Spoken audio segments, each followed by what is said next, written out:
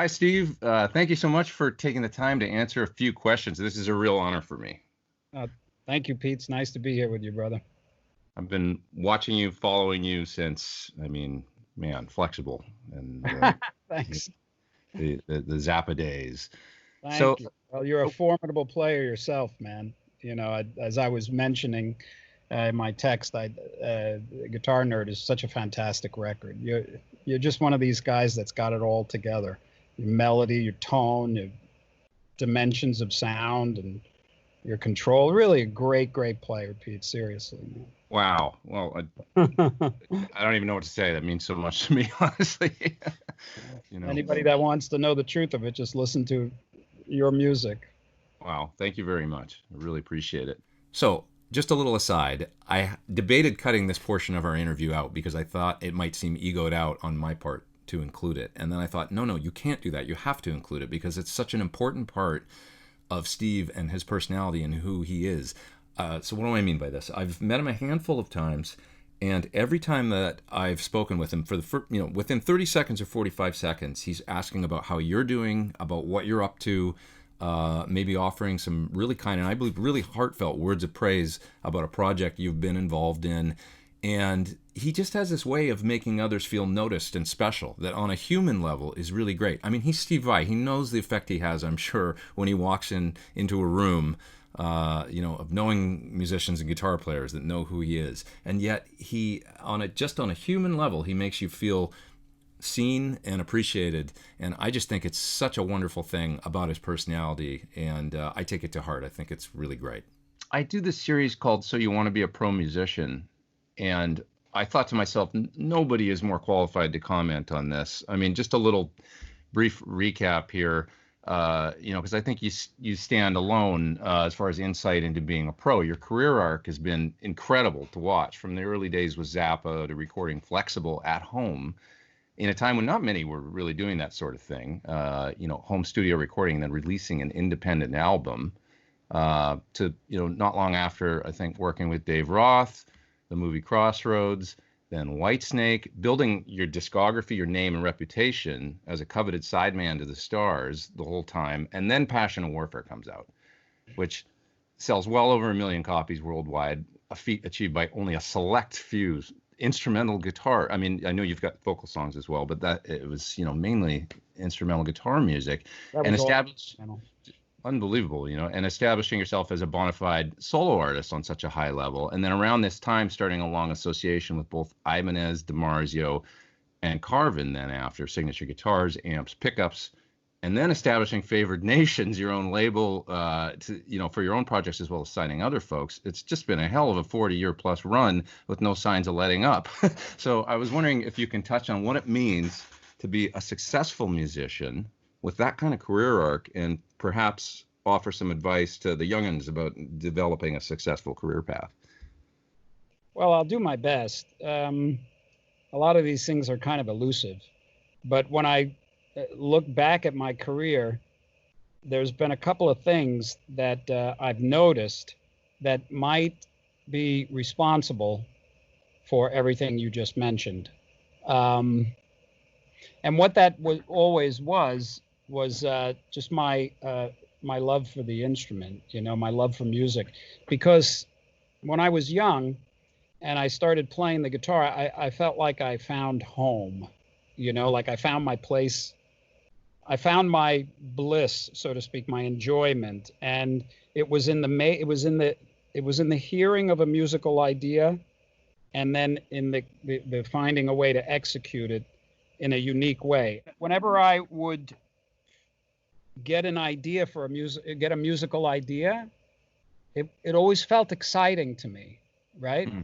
So, and you know what that feeling is. It's like, and all I wanted to do was manifest it somehow. And I loved thinking about things that I couldn't do and then working on them and all of a sudden being able to do them. It was like magic. It was addictive. Mm-hmm. So that was the thing that has never changed through my entire career. My enjoyment of the creative process. Mm. And now when we talk about success, we need to define how we're using that word. So I would say that the way I look at it, there's two kinds of success. One is the success that the world views as success, meaning you've made it, buddy. You're now famous. You're now rich. You've been on the cover of all the magazines. You've won all the awards. You've got Grammys. You've got all these things. So now that's success.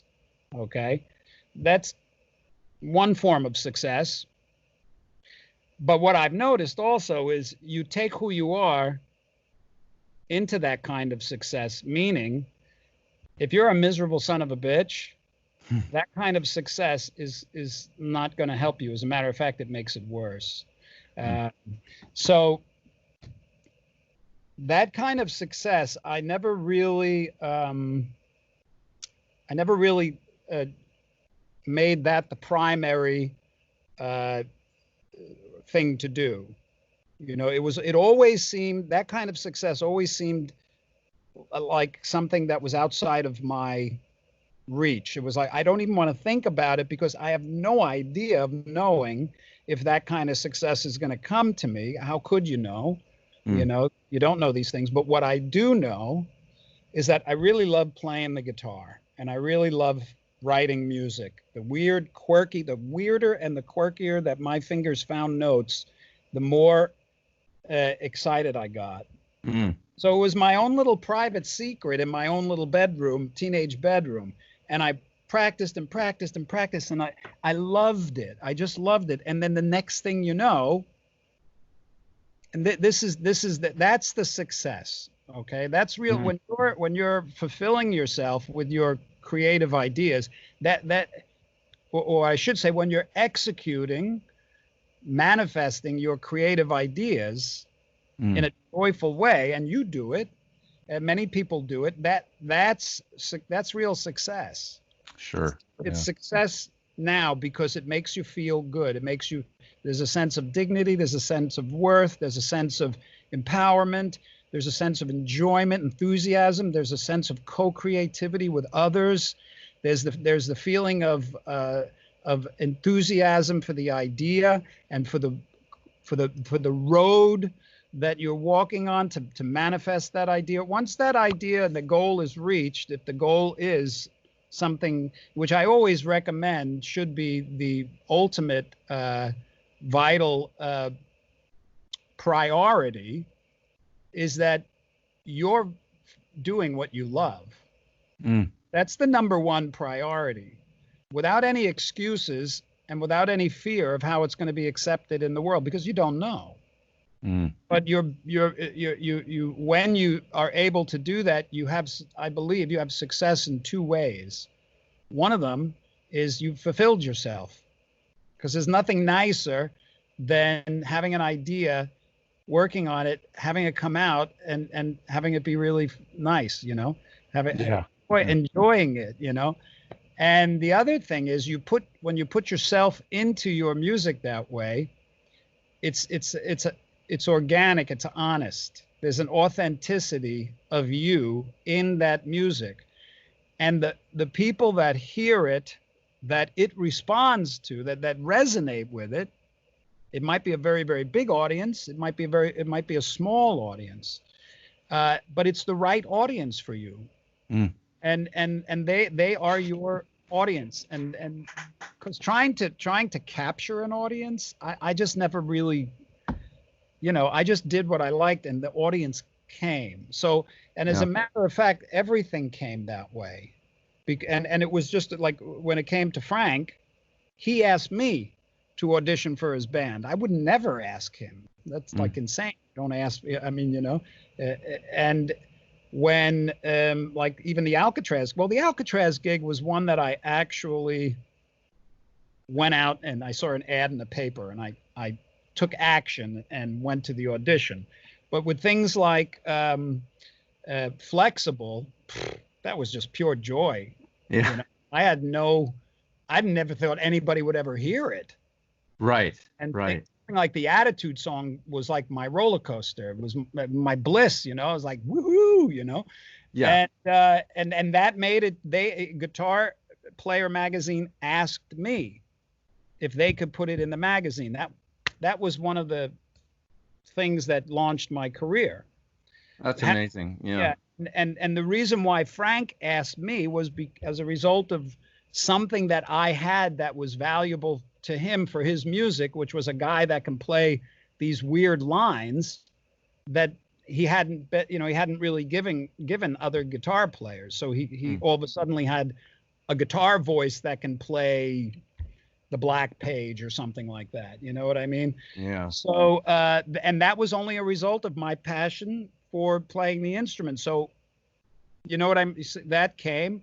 And then with the Crossroads, Ry Cooder called me. The phone rang one day, and it was Ry. Say, I'm working on a movie. It requires a devil's guitar player. Yeah. I called Guitar Player magazine and asked them who the new hotshot was, and they played me the Attitude song over the phone. And I want you to be in this movie. I said, well, look, I'll record, but I don't want to be in the movie. I'm not an actor, and it's not. And then the director said, look, it's easy. You can do this, And I read the part, and I said, okay, I'll be Jack Butler. So it wasn't something that I had to go out and look for. I actually turned it down. But it was the honesty of the Attitude song that got to that place, right? Exactly. They heard my joy in the Attitude song. And then when Dave Roth came along, it was the same thing. Phone rang one day, it's Dave Roth. That was an interesting situation, because I remember I was in my little apartment on Fairfax Street in Hollywood. Nobody knew who I was. I was a guitarist for Frank Zappa and Alcatraz, which, I wasn't making any waves or anything like that. And, the phone rang, and it was Dave. No, before the phone rang, it's the only time it's not the only time, but it was very strong feeling in me. Somebody said to me, did you hear that David Lee Roth is looking for a guitar player? And at that time, that was the most coveted guitar position in the world. Sure. The rock and roll world. I mean, that was it. Who the heck is going to have the nerve to stand behind David Lee Roth after, a decade and a half of Van Halen or whatever it was? Yeah. Soon as my friend said to me, David Lee Roth is looking for a guitar player, something said, that's your gig. Wow. That's this. Whether you want it or not, which I did want, whether you know it or not, regardless of what you hear or what happens, you're getting that gig. I love that. It wasn't this feeling of confidence. It wasn't like, I'm going to get that gig. It was like somebody saying, by the way, that's yours. Like you must manifest this. Just like a week later, the phone called and it was David Lee Roth. And I'm like, well, how do you like that? I love it. And that was a result of my passion. And then everything came like that. Passion and Warfare was, when I was making Passion and Warfare, I thought that's the end of my career. I turned, and the same when Whitesnake came along, it was the same thing. I didn't call for anything. They called me. Not to say that I haven't chased after things that never worked. And this is a very important point that I would like to make to a young musician, is desperately chasing after things is you're going to wind up unhappy. Because A, you may not get them. And B, if you get them, they're never going to be good enough, because you'll always be chasing. The mechanism of chasing for bigger and more, that's the ego, and that never ends. It's all bullshit. You have to take my word for it. But the creative ideas that you have that are natural, organic, and authentic to you, without the fear of failing, without the fear of not fitting in, without all this mental noise that goes along with those things that will always only ever cut at the root of your creative intentions, that's your success. That's within your grips. It's within your world. This is something that you have. You do have it. Unequivocally, no exception. Everybody has the ability to be uniquely creative. And when you find the enjoyment in that, the worldly success follows. It's a consequence. When I look back at my career, that's it. Everything that we're talking about that somebody can point to and go, oh, Steve Vai did this, pill, virtually everything. It was a consequence. The Grammys were a consequence of the one vital, and it's the same in everybody, every musician that finds that any creative person, anybody that is engaging in their creative uniqueness, there's an energy that flows into what you do, and there's an authenticity in it, and that's your calling card. But yeah. Like I said, every time I've had an agenda, every time I've tried to do something for success, for that worldly success, my brother, it failed every time. Wow. And that includes songs that I've written that I thought, I have to write this because then it'll be a hit and people will know, and I can sell more records and I can sell more tickets and you know, never worked, and I hate those songs. Wow. Yeah, you know? That's profound, man. I mean, when I think about how flexible, which I mean, I think you made it in a house in Sylmar. That you were living in, right? On a studio. quarter-inch 8-track, right, or right. Something. And you know, how could you have known that?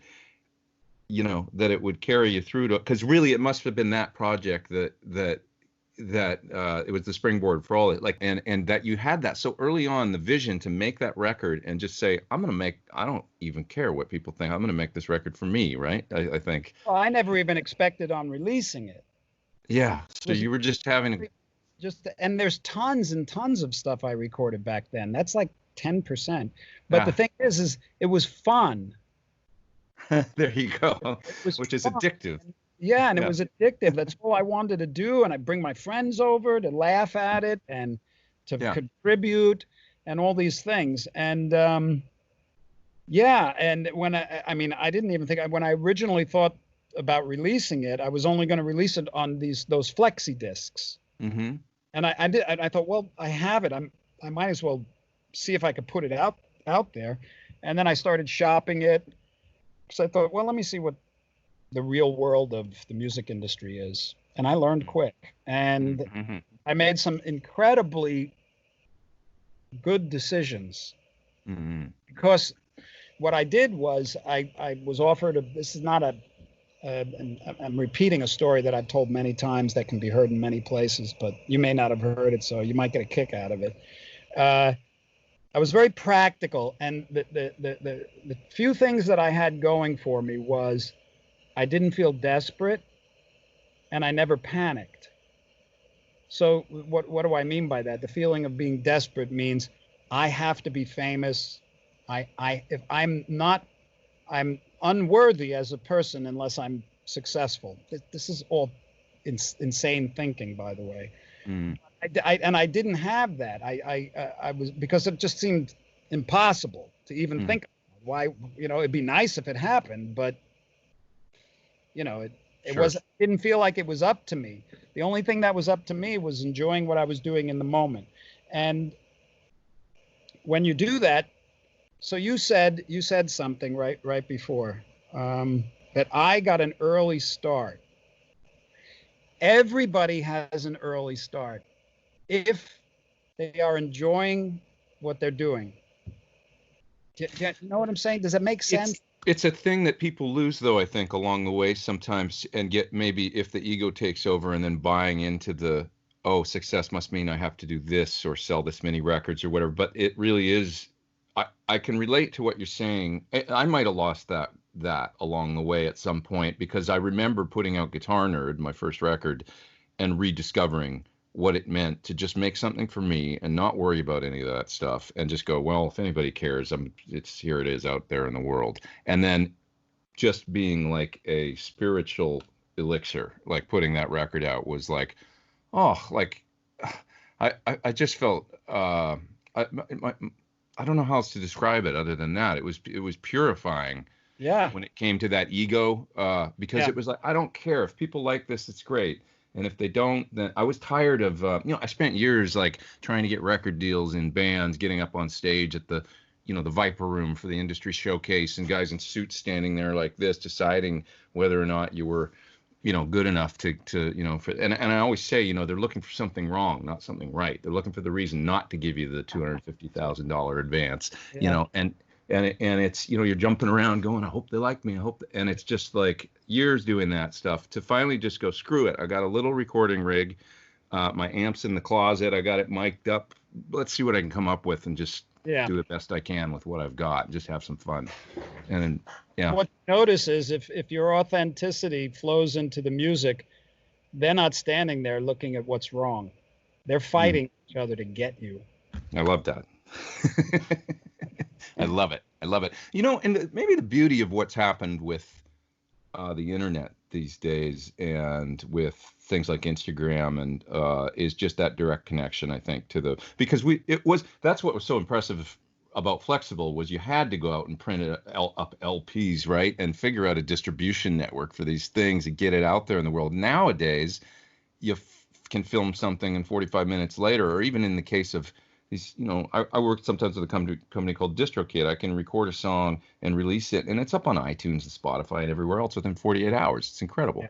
Yeah. It's like, so you've got that direct path, and there's kind of almost no excuse. When I see somebody like I use the example of Mateus Asado often, who's just, his story is really beautiful, where he's this, young dude in Brazil, and his dad's trying to talk him into going to med school, and he was going to go, and he was, going to give up on the guitar maybe because I wanted the sure path.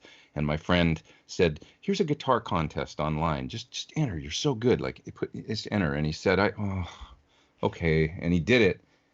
And he, out of thousands of players, he was the winner of this. And he thought, maybe there is something to this, So that little success that was just so honest, just him playing something beautiful. It had nothing to do with trying to make money or. Yeah, and he's a freak. Oh God, he's so great. What a terrific. I mean, it's just a great, profound answer to my question. Maybe the thing with when you mentioned Dave Lee Roth calling and saying when you'd first heard about the gig, you thought that's mine. I got. Is it that trying to manifest that thing and think about it in the right way? Well, when these kinds of things come to you, they don't have edges to them. I didn't say it didn't say that's yours, But like I wasn't saying that gig is mine. Mm-hmm. It was just like that's the gig that's the band you're gonna be playing in. Mm-hmm. It was like a knowing, and I don't know why. It was just one of those things my inner being, I guess, was telling me. Whereas it's very easy to get tied up in fantasies, where you start fantasizing about all the things that you believe that if you had would fulfill you, make you feel complete, or make you complete. Yeah. So there's a difference in the energy of that. One of them has like a desperation in it, and the other is just like a simple, okay, there it is. Mm-hmm. Okay. Many times I've had that other feeling, about other things, usually not in the music business, except when I would have an agenda, I got into real estate. I was going to, because the way back in the 80s, where I thought, okay, I know I like architecture and homes and stuff like that. Mm-hmm. And I just started doing some research. And at the time you could buy a house for this much or buy a piece of land and build a house and make a tremendous amount of money. So I was like, okay, this was all some kind of, I had an agenda in it. And, I spent a couple of $1 million building a home that when it came time to sell it, the recession hit and I lost a lot of money. But I learned a great lesson. You don't really lose. You don't really. A mistake is just an opportunity to learn something.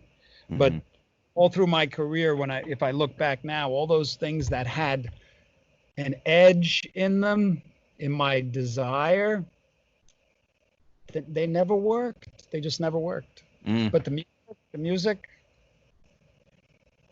it always worked. When it's pure. Yeah. And that, yeah, And if it amazing. didn't work, I mean, it only meant because it wasn't, I was uninspired. Mm. And when I say work, I mean, there's so many of my songs that I mean, people would listen to go, what is that crap? What is he doing? And that's fine. But there's another audience that finds something interesting in it, and that's Well, my, like you say, depending on, and for you, it's a big pool, but depending on, what it is you play, there will be your people out there if it's honest, right? If it's honest. yes, they have to respond. I mean, Yeah. of course, you got to go through at some point, you have to consider how to get it out to them.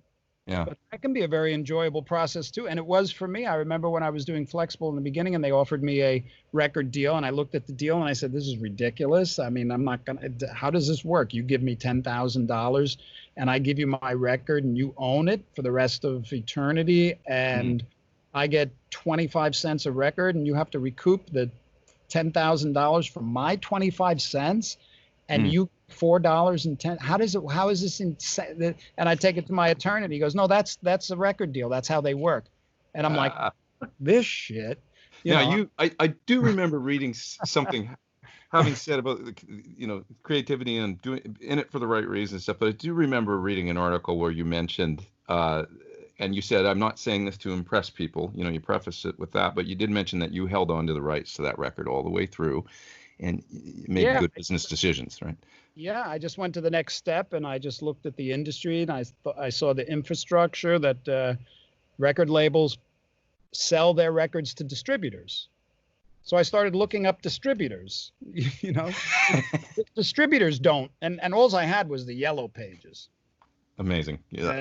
No internet back then. Right. I'll tell you, Sonny. So anyway,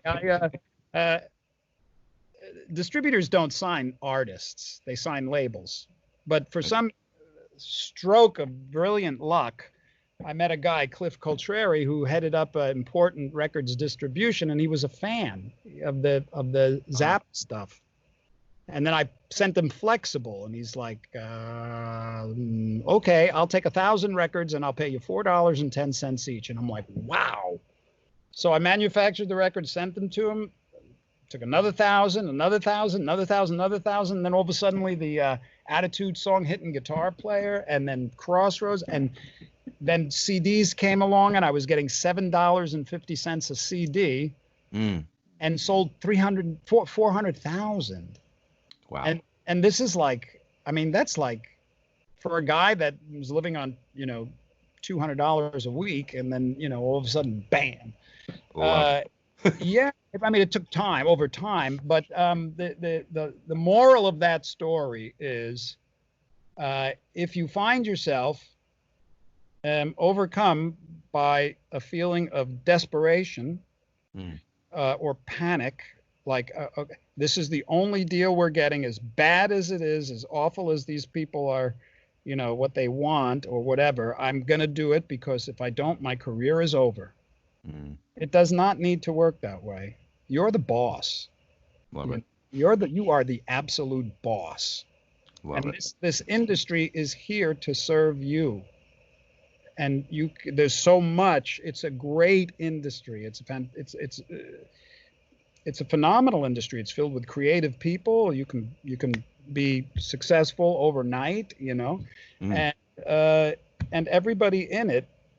If your perspective is everybody in this industry is here for me and I'm here for them, then you will have a really easy time in this industry. I love it. It will serve you really well. What a great message. I mean, but you got to be friendly with it. Yeah. Well, and I love that you mentioned Cliff. And you found somebody that got what you were doing, that was in it seems, for the right reasons as well, and partnered with them. And what a great, during a time when, I mean, music business was full of snakes, right? I mean, and you managed to find that path. Yeah, that was my MO. I used to just run into great people all the time, Wow. And it was because it was because that's what I looked for. Mm. You know, Right. and that's how I treated them. And all Right. those people that I treated as sub, you're only hurting yourself.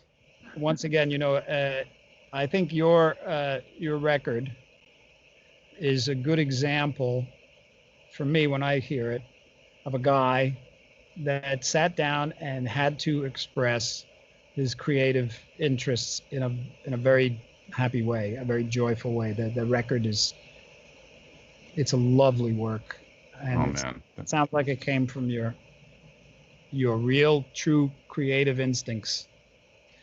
Thank you And so much. you're doing that right now too, with all the shows you make and the way that your interest in getting into this gear. And I mean, that's a specific takes a specific ear, and you're really making a great contribution. So thank you. I can't Happy thank you. full part of it right now. I can't thank you enough, man. And hey, I had good mentors. You. I really appreciate it. All right, be good to talk to you. Thanks again, man.